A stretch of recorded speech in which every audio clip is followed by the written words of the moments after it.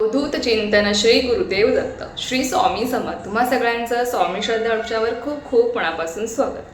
आजच्या व्हिडिओमध्ये आपण अतिशय महत्त्वाची माहिती बघणार आहोत आणि ही माहिती सगळ्या सेवकांना खरंच कुठे ना कुठे त्यांना याचा फायदा होणार आहे. कारण की बघा, अधिक मास सुरू आहे. आपण सगळे सेवेकरी आपापल्या प्रेरणे आपण सेवा करत आहोत किंवा तुम्ही करणार असाल. पण आता प्रश्न असा येतो की सेवा तर आम्ही करत आहोत आणि आम्हाला सगळ्याच सेवा करायच्या आहेत. म्हणजे पितरांसाठी सुद्धा सेवा करायची आहे, कुलदेवीसाठी सुद्धा सेवा करायची आहे, भगवान विष्णूंसाठी सुद्धा सेवा करायची आहे, माता लक्ष्मीसाठी सुद्धा सेवा करायची आहे, गुरूंच्या सुद्धा सेवा करायची आहे. मग रोज या सेवा कशा कराव्यात किंवा त्याचं नियोजन कसं लावावं, तुम्ही कशा सेवा करता, तर आपण आजच्या व्हिडिओमध्ये याच विषयावर बोलणार आहोत. आता प्रत्येकाला वाटतं की एवढ्या सगळ्या सेवा मी कशा करणार, काय करणार, मग मी यातली एखादीच सेवा करते किंवा माझ्याकडनं ही सेवा झाली तरी पुष्कळ आहे. शेवटी बघा, आपल्या यथाशक्तीनुसार आहे. तुम्हाला जशी इच्छा असेल तेवढं तुम्ही सेवा करण्याचा प्रयत्न करा, पण तुमच्या यथाशक्तीनुसार तुमच्या इच्छेनुसार तुम्ही सेवा कराच. बघा, मी तुम्हाला ज्या पद्धतीने सांगणार आहे, म्हणजे मी कशा सेवा करते, म्हणजे रोज मी कशा सेवा करते जेणेकरून माझ्याकडनं त्या सगळ्या सेवा घडतात आणि त्याचं जे काही पुण्यफळ आहे ते आपल्याला तेवढ्याच पटीने जास्त मिळतं. म्हणजे आपल्याला असं दुःख वाटत नाही की माझ्याकडनं ही सेवा राहून गेली किंवा माझ्याकडनं पितरांनी सेवा घडली नाही किंवा माझ्याकडनं कुलदेवीसाठी सेवा घडली नाही, असं आपल्याला दुःख वाटत नाही. मग या सगळ्या सेवा आपण रोज कशा करू शकतो, आपला संसार सांभाळून, आपलं जर घरात लहान मुलं असतील ते सांभाळून आपण सगळ्या सेवा कशा करायच्या आहेत आपल्याला, ते आपण आज जाणून घेणार आहोत. आणि त्यातल्या त्यात सगळ्यात महत्त्वाचं म्हणजे आज दुर्गाष्टमी आहे. म्हणून तुम्हाला एक गोष्ट सांगायची आहे की आज दुर्गाष्टमी, अधिक मासातली ही दुर्गाष्टमी आहे. त्यामुळे तुम्हाला जमतील तशी सेवा आपल्या कुलदेवीसाठी आज करा. कारण की दुर्गाष्टमी हा दिवस कुलदेवीसाठी अत्यंत महत्त्वाचा मानला गेला आहे. म्हणून कुलदेवीसाठी तुम्हाला आज दिवसभरामध्ये दुर्गा सप्तशतीचं पारण करणं शक्य असेल तर नक्की करण्याचा प्रयत्न करा. नाही शक्य तर अशा वेळेस तुम्ही आपल्या कुलदेवीसाठी सिद्धपुंजिका स्तोत्र पठण करा. त्याचबरोबर 99 मंत्र ओम ऐं ह्रीं क्लीं चामुंडाय विचे या मंत्राचा तुम्हाला जमेल तेवढ्या माळी किंवा एक माळ तुम्हाला जप करायचा आहे. बघा, आपण सगळे जरा सांसारिक माणसं आहोत आणि प्रत्येकाला काही ना काही प्रश्न आहेत, प्रत्येकाला काही ना काही दुःख आहेत, प्रत्येकाला मागे काही ना काही संकटे आहेत आणि ती सोडवण्यासाठी, ते प्रश्न मार्गी लावण्यासाठी, त्या अडचणी सोडवण्यासाठी आपण सगळेजण स्वामींच्या सेवेमध्ये आलेलो आहोत. पण बघा, आपल्याला जबाबदाऱ्या सुद्धा तेवढ्याच असतात. म्हणजे आपल्या जबाबदाऱ्या पार पाडून आपल्याला सेवा करायची असते. म्हणून आपल्याला प्रश्न पडतो की मला सेवा तर खूप करायच्या आहेत. म्हणजे बघा, बऱ्याच जणांची खूप इच्छा असते की माझ्याकडनं खूप सेवा घडल्या पाहिजेत, परंतु आपल्या सांसारिक कामांमुळे आपल्याला त्या सेवा आपल्याकडनं घडत नाहीत किंवा काही सेवा घडतात, काही सेवा राहून जातात. मग अशा वेळेस आपल्या सेवा आपण कशा करू शकतो, तर मी कशा सेवा करते रोज जेणेकरून माझ्याकडनं रोज सगळ्या सेवा घडतात आणि मला अनुभव येतो. म्हणून तुम्हाला मी आज ही माहिती शेअर करणार आहे की तुमच्याकडनं सुद्धा सगळ्या सेवा घडाव्यात अशी माझी तीव्र इच्छा आहे आणि तुम्हालाही त्या सेवेचे अनुभव यावेत यासाठी तुम्हाला मी आज ही माहिती शेअर करत आहे. बघा, अधिक मास सुरू झालेला आहे, 4-5 दिवस निघून गेलेले आहेत. तर आता इथून पुढे बघा, आतापर्यंत जर तुमच्याकडनं काही सेवा घडल्या असतील किंवा नसतील, पण इथून पुढे आपल्याकडनं सेवा घडाव्यात आणि जर तुम्ही या पद्धतीने नियोजन केलं तर नक्कीच तुमच्याकडनं सुद्धा सगळ्या सेवा घडतील आणि नक्कीच तुम्हाला सगळ्या सेवेचे अनुभव सुद्धा येतील. कारण की बघा, सगळ्या सेवा आपल्याकडनं घडणं हे अत्यंत महत्त्वाचं आहे. असं नाही की एखादी विशिष्ट सेवा घडली पाहिजे. जसं की बघा, जसं आपल्या कुलदेवी सेवा करणं महत्त्वाचं आहे, तसंच आपल्या पितरांची सुद्धा सेवा करणं महत्त्वाचं आहे. आणि त्याचप्रमाणे आपल्या गुरूंची सुद्धा सेवा करणं महत्त्वाचं आहे. आणि त्याचप्रमाणे आता अधिक मास असल्यामुळे हा मास भगवान विष्णूंना समर्पित असतो, त्यामुळे भगवान विष्णूंची सुद्धा सेवा आपल्याकडनं घडली पाहिजे, हे पण तितकंच महत्त्वाचं आहे. तर मग या सगळ्या सेवा कशा कराव्यात, तर बघा काय करायचं. आता माझी पण सेवा सुरू आहे, सत्यनारायण सेवा सुरू आहे आणि अनेक सेवा मला करायच्या आहेत. टप्प्याटप्प्याने मी करणार आहेत, पण त्या कशा करणार आहेत ते आपण आज बघूया. बघा, सगळ्यात महत्त्वाचं म्हणजे सकाळी बघा शुचिर्भूत झालं, अंघोळ झाली. आता आपल्याकडनं पितरांनी सुद्धा सेवा घडली पाहिजे. हा अधिक मास आहे, एरवी घडो का ना घडो, पण तुम्ही जर या पद्धतीने नियोजन लावलं तर नक्कीच या मासामध्ये तुमच्याकडनं या सगळ्या सेवा घडतील आणि त्याचं जे काही पुण्यफळ आहे तुम्हाला अधिक पटीने मिळणार आहे. सकाळी शुचिर्भूत झाल्यावर तुम्हाला सगळ्यात आधी एक काम करायचं, आपल्या घराच्या दक्षिण भिंतीकडे तोंड करून बसायचं, खाली बसायला आसन घ्यायचं आणि आपल्या स्वामी चरितेच्या पुस्तकाचे पितृस्तुती स्तोत्र आहे, पितृतुष्टीकारक स्तोत्र आहे, तुम्हाला पठण करायचं आहे. ही झाली आपल्या पितरांची सेवा. तुमच्यासोबत मी ती सेवा काल शेअर केली आहे. ती सेवा कशी पठण करायची, व्यवस्थितपणे काय करायचं, काय नाही, कुठला नियम पाळायचा, हे सगळं सांगितलं आहे. तुम्ही तो व्हिडिओ बघा जेणेकरून तुम्हाला कुठलाही प्रश्न उरणार नाही आणि तुमच्याकडनं ती सेवा व्यवस्थितपणे घडेल. आता या सेवेसाठी आपले फक्त 5 ते 10 मिनिटं जातील. त्यानंतर बघा, अर्थात सूर्याला हातपाय धुवून तुम्हाला सूर्याला जल अर्पण करायचं आहे. तुळशी मातेला तुम्हाला जल अर्पण करायचं आहे. त्याचबरोबर आपली देवपूजा असेल, उंबरठा स्वच्छ करणं असेल, मुख्यद्वार स्वच्छ करणं असेल, हे सगळं तुम्हाला नित्यकर्म आटवायचे आहेत. त्यानंतर बघा, आता तुम्ही जर सत्यनारायण सेवा तुम्ही सुरू केलेली असेल, तुमची इच्छा असेल, बऱ्याच जणांची सेवा सुरू आहे, बऱ्याच जणांना सेवा सुरू करायची आहे. मी सुद्धा गुरुपुषक योगापासून ही सेवा सुरू केलेली आहे. तर बघा काय करायचं, देवपूजा करून झाली की आता तुमची जी काही नित्यसेवा आहे, तुम्ही जी काही नित्यसेवा स्वामींची करत असाल किंवा करत नसाल तरी सुद्धा तुम्हाला सांगते की देवपूजा झाली की थोडासा 10 मिनटं वेळ काढून देवपूजा झाल्यानंतर तुम्ही तारक मंत्र एकदा पठण करा. श्री स्वामीच्या स्तरामध्ये या ग्रंथाचे तुम्ही 3 अध्याय जे आपण क्रमशः पठण करतो, रोजचे 3-3 अध्याय, आज 1, 2, 3, उद्या 4, 5, 6, ते तुम्ही तुमचा जो अध्याय सुरू आहे ते तुम्ही पठण करा. त्याचबरोबर श्री स्वामी समर्थ अष्टक जर तुम्ही पठण करत असाल तर ते नक्की तुम्ही पठण करा. म्हणजे मी करते म्हणून तुम्हाला सांगत आहे. श्री स्वामी समर्थ अष्टक तुम्ही पठण करू शकता.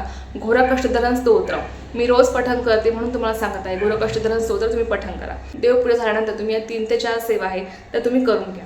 ही झाली आपल्या गुरूंची सेवा जी आपण रोज नित्यसेवेमध्ये करत असतो. त्याचबरोबर श्री स्वामी समर्थ या मंत्राची माळ असेल.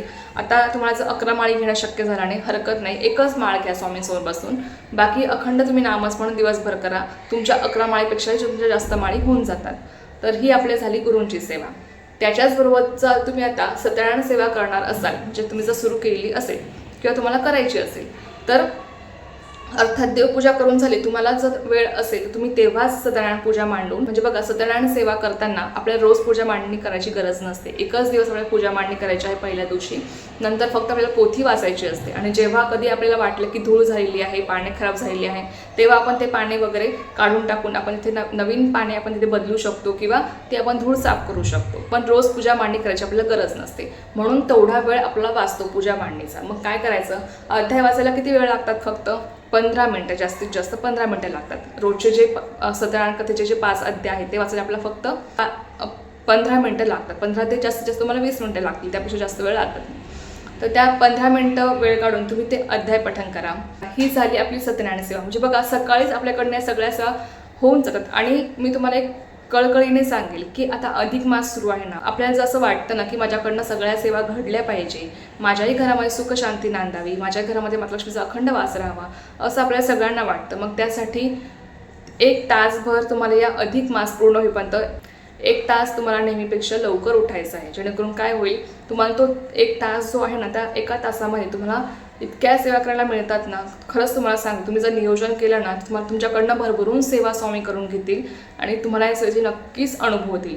तुम्ही महिन्यात शेवटी मला अनुभव सांगा आणि तुम्ही महिन्यात शेवटी मला सांगा की ताई माझ्याकडनं या सगळ्या सेवा घडल्या आणि खूप छान वाटत आहे. एक समाधान मनाला जे मिळतं ना, ते खूप मोलाचं असतं. समाधान मिळतं, सुख शांती आपल्या घरामध्ये नांदते, एक पॉझिटिव्हिटी आपल्याला येते की नाही मी हे करू शकते किंवा माझ्या घरामध्ये आता सगळं काही चांगलं होणार आहे, ज्या काही माझ्या अडचणी आहेत, जे काही प्रश्न आहेत ते माझ्या मार्गी लागणार आहेत, ही आपल्याला एक पॉझिटिव्हिटी येते. कुठलेही नकारात्मक विचार किंवा कुठलीही निगेटिव्हिटी आपल्या घरामध्ये राहत नाही.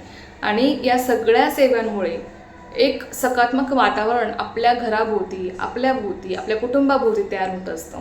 त्या सकारात्मक लहरींचा प्रभाव आपल्यावर पडत असतो आणि त्यामुळे त्याचं जे काही फळ आहे, त्याचे काही बॅलन्स आहे तो सेवेचा, तो आपला मागे पडतो. तसं जे काही पुण्यफळ आहे ते आपल्याला बरोबर योग्य वेळेवर ते आपल्याला काम येतं. आणि देव असं आहे ना बघा, आता आपले स्वामीच जेव्हा योग्य वेळ येते ना, तेव्हा स्वामी आपल्याला भरभरून देतात. पण ती योग्य वेळ येणं गरजेचं आहे. योग्य वेळी तुम्हाला बरोबर अशा गोष्टी मिळतील आणि ज्याचा तुम्ही कधी विचार केलेला नसेल, किंवा तुम्हाला इतक्या सगळ्या गोष्टी मिळतील ना की तुम्हाला कुठे ठेवू आणि कुठे नाही असं होऊन जाईल.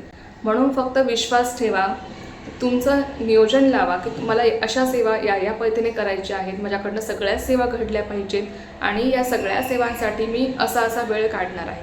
मी माझ्या पद्धतीने हे नियोजन लावते म्हणून तुम्हाला सांगत आहे.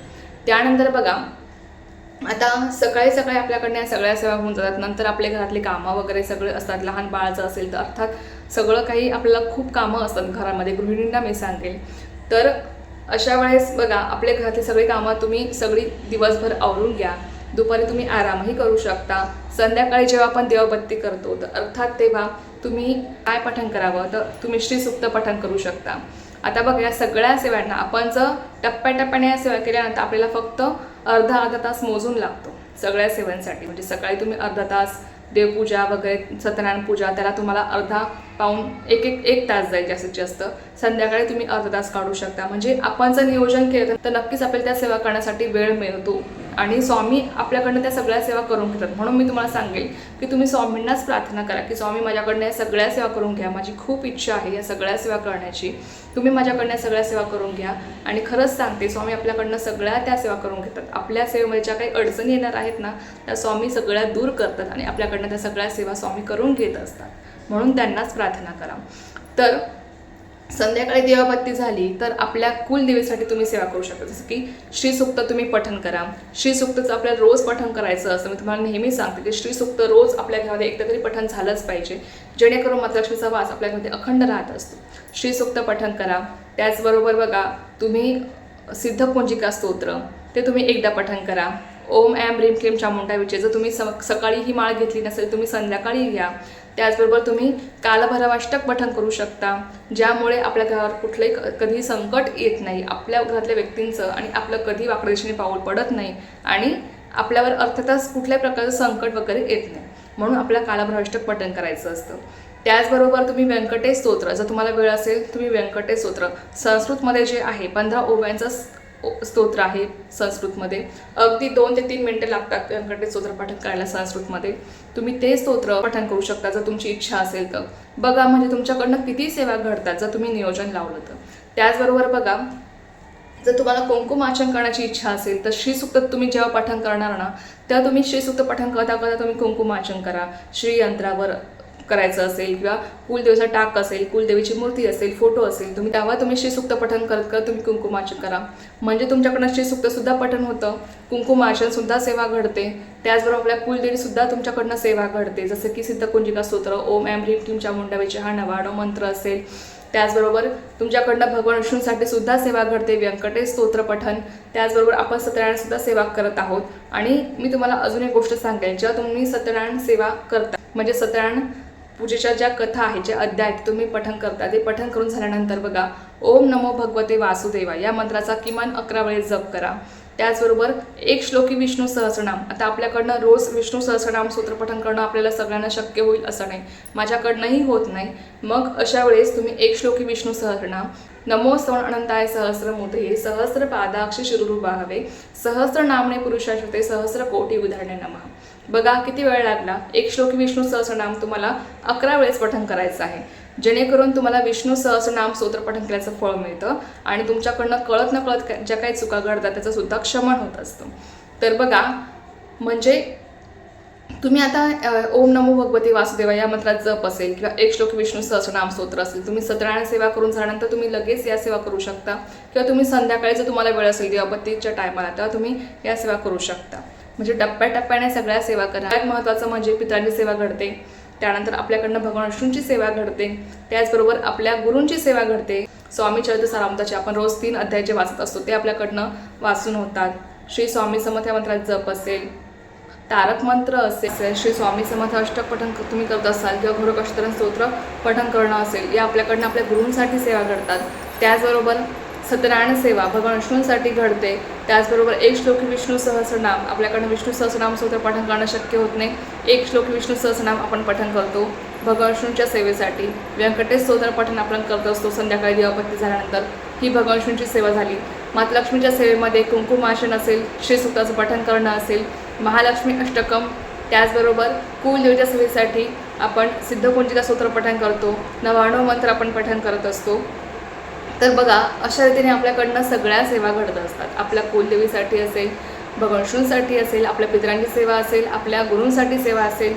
तुमची इच्छा असेल तुम्ही दिवाबत्ती झाल्यानंतर रोज 14वा 18वा अध्यायसुद्धा गुरुक्षेत्राचा आपल्या गुरूंची आपल्यावर अखंड कृपा असावी यासाठी तुम्ही आपल्या गुरूंसाठी या सेवासुद्धा तुम्ही करू शकता. बघा, तर या सगळ्या सेवा आपण टप्प्याटप्प्याने जर केलं तर नक्कीच आपण त्या सगळ्या सेवा पूर्ण करतो आणि आपल्याकडनं सगळ्या सेवा घडतात आणि असं आपल्याला दुःख वाटत नाही की माझ्याकडनं ही सेवा आज राहून गेली, तिकडनं कुलदेवी सेवा घडली नाही किंवा भगवान विष्णूंसाठी सेवा घडली नाही, असं आपल्याला कुठलंही दुःख वाटत नाही का खंतही आपल्याला राहत नाही. आता या सगळ्या सेवा करून आपल्याला जर असं एखाद्या दिवशी वाटलं की आज मला वेळ आहे, बरी मी आराम करण्याऐवजी मी एखाद्या ग्रंथाचं पठण करेल, जसं की संक्षिप्त श्रीमद भागवत ग्रंथ असेल, त्याचबरोबर संक्षिप्त गुरुचरित्र ग्रंथ असेल, त्याचबरोबर दुर्गा सप्तशती पारायण असेल, मल्हारी सप्तशती पारायण असेल, या ग्रंथाचं माझ्याकडनं पठण झालं पाहिजे किंवा या ग्रंथाचं मला पारायण करायचं आहे. तर तुम्हाला जेव्हा वेळ असेल, एखाद्या दिवशी तुम्हाला जसं वाटलं की मी आज आराम करण्याच्या ऐवजी किंवा कुठेही वेळ घालवण्याच्या ऐवजी मी अमुक या ग्रंथाचं पारायण करेल, तर तुम्ही अशा वेळेस त्या ग्रंथाचं पारायण करा. म्हणजे तुमच्याकडून जेवढ्या सेवा शक्य होतात तेवढ्या करण्याचा प्रयत्न करा. आता संक्षिप्त श्रीमद भागवत ग्रंथाचं पारायण सुद्धा आपण करू शकतो. आता एकादशी येणार आहे, कमला एकादशी आहे, आता 27 तारखेला आहे मला वाटतं. तर त्या दिवशी तुम्ही संक्षिप्त श्रीमद भागवत ग्रंथाचं पारायण करू शकता. एकादशी आहे, त्याचबरोबर आपल्या पितरांच्या सेवेसाठी, भगवान विष्णूंच्या सेवेसाठी संक्षिप्त श्रीमद भागवत अतिशय सुंदर, तितकीच प्रभावी सेवा, तितकीच अनुभवसिद्ध सेवा आहे. म्हणून तुम्ही ही सेवा नक्की या दिवशी करा. म्हणजे आपल्या कामाचं नियोजन लावून वगैरे तुम्ही सगळ्या सेवा करू शकता. तर अशा रीती तुमच्याकडनं सगळ्याच सेवा घडतील आणि तुम्हाला अशी खंतही राहणार नाही की माझ्याकडनं ही सेवा घडलेली. त्याचबरोबर दीपदान असेल तर तुमच्याकडनं रोज दीपदान करणं शक्य असेल, तुम्ही रोज संध्याकाळी दीपदान करा किंवा अमुक एखाद्या दिवशी तुम्ही दीपदान करू शकता. म्हणजे तुमच्याकडनं जेवढ्या सेवा शक्य होतात तेवढा तुम्ही करण्याचा प्रयत्न करा. आता ज्या सेवा गृहिणी आहेत त्यांच्यासाठी त्या सगळ्या सेवा या रीतीने तुम्ही करू शकता. पण ज्या महिला या जॉब करतात, मग कशाने सेवा कशा करायच्या बघा तुम्ही रोज. आता या अधिक मास आहे म्हणून तुम्ही सकाळी लवकर 1 तासभर उठून तुम्ही तुमच्याकडनं जेवढ्या सेवा तुम्ही शक्य होतं तुमच्याकडनं करणं सकाळी किंवा संध्याकाळी जॉबवरून आल्यावर तेवढं तुम्ही करण्याचा प्रयत्न करा. किंवा जेव्हा सुट्टी असेल, तुम्हाला हॉलिडे असेल, रविवारी वगैरे, तर अशा वेळेस तुम्ही एखाद्या ग्रंथाचं पारायण करा किंवा एखादी तुम्ही सेवा करा. जसं की सत्यनारायण सेवा तुम्ही त्या दिवशी करा किंवा एखाद्या अमुक ग्रंथाचं पारायण तुम्ही करू शकता, जेणेकरून तुमच्याकडनं सुद्धा सगळ्या सेवा टप्प्याटप्प्याने घडतील. आणि असं नाही की बघा आपल्या यथाशक्तीनुसार आपल्याला सेवा करायच्या असतात, असं अजिबात नाही की आता मी एवढ्याच सेवा केल्या पाहिजे किंवा तेवढ्याच सेवा. आता आपली इच्छा असते आणि आपल्याला जर खरंच तुमची जर प्रबळ इच्छा असेल ना, माझ्याकडनं ह्या सगळ्या सेवा झाल्याच पाहिजे, मला एवढ्याच पटीने या सेवा करायच्या आहेत, तर नक्कीच स्वामीसुद्धा तुम्हाला मार्ग दाखवतात आणि तुमच्याकडनं त्या सेवा करून घेतात. पण आपली इच्छाशक्ती तेवढी असणं महत्त्वाचं आहे. आपली इच्छाशक्ती असेल, आपली मनापासून इच्छा असेल, आपल्याला मनापासून त्या सगळ्या सेवा करायच्या असतील, आपला विश्वास असेल, तर नक्की स्वामीसुद्धा आपल्याला साथ देतात आणि आपल्याकडनं त्या सगळ्या सेवा करून घेतात. यात काही शंका नाही. त्यामुळे जर तुमची इच्छा असेल तुम्ही कितीही सेवा करू शकता. पण जर मनात इच्छा नसेल तर आपल्याला अनेक कारणंसुद्धा असतात. मला हे आहे, मला ते आहे, आपल्याकडनं अनेक कारणं असतात. पण जर ज्याला सेवा करायची आहे ना, ज्याला मनापासून इच्छा आहे ना, त्याला खरंच सांगते की कोणतंही कारण असू द्या, ती व्यक्ती तिच्या यथाशक्तीनुसार काही ना काही सेवा करते म्हणजे करतेच. आणि स्वामीसुद्धा त्या व्यक्तीकडनं सेवा करून घेतात म्हणजे घेतात. फक्त आपण केलेल्या सेवेमुळे आपले भोग कमी होत जातात, प्रारब्ध नष्ट होतात आणि अर्थातच काय की आपलं पुढचं जे काय आयुष्य आहे ते आपलं सुकर होत जातं. म्हणून सेवेला पर्याय नाही, सेवा तर आपल्याला करायचीच असते, फक्त ती जमेल तशी आपापल्या त्याच्यातुमचा सगळ्यांनी करावी आणि नक्की करण्याचा प्रयत्न करा. टप्प्याटप्प्याने तुम्हाला जमलं त्याच्यात तुम्ही सेवा करा, पण नक्की करण्याचा प्रयत्न करा. तर चला, ही अत्यंत छोटीशी पण खूप महत्त्वाची माहिती होती जी मित्रासोबत शेअर करायची होती. तर झालेली सेवा मी स्वयंपाकाने रुजू करते आणि आजचा व्हिडिओ तेच थांबवतो. माझी माहिती आवडली असेल तर व्हिडिओला लाईक, शेअर, सबस्क्राईब विसरू नका. पुन्हा भेटूया अशाच एखाद्या व्हिडिओसोबत, नवीन विषयासोबत. तोपर्यंत सर्वांना श्री स्वामी समर्थ. जय जय स्वामी समर्थ.